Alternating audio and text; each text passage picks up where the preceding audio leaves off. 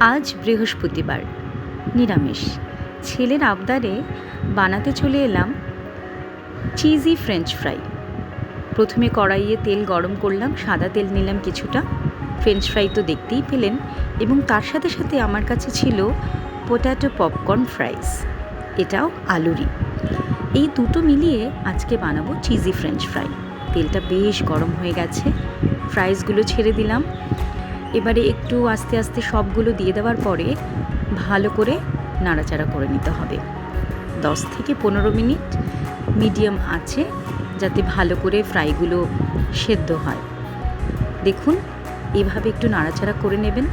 আপনারা তো এগুলো রোজই করে থাকেন বাড়িতে, আশা করি ছোটরা যেহেতু ভালোবাসে। এরকম কালার যখন হয়ে যাবে নামিয়ে নিতে হবে। আমি একটা পেপার ন্যাপকিনের ওপরে এগুলোকে নামিয়ে নিলাম। এই যে চলে এসেছে পোট্যাটো পপকর্ন ফ্রাইস, এরকম দেখতে হয়।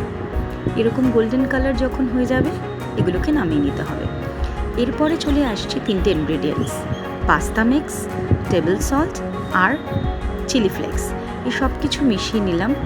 এগুলোকে দিয়ে পরিমাণ মতো দিয়ে একটা স্পুন দিয়ে আমি মিক্স করে ফ্রাইসগুলোকে একটা প্লেটে ট্রান্সফার করে নিয়েছি। এইবার আমুল চিজ কিউব নিয়ে চিজটাকে গ্রেট করে ফ্রাইজের ওপরে দিয়ে দিয়েছি। দেখুন, এরকম দেখতে লাগছে, কি সুন্দর না? বাচ্চারা দেখলে ভীষণ খুশি হয়ে যায়।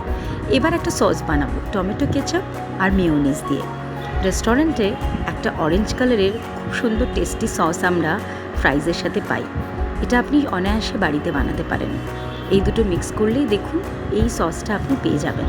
ব্যাস রেডি চিজি ফ্রেঞ্চ ফ্রাই।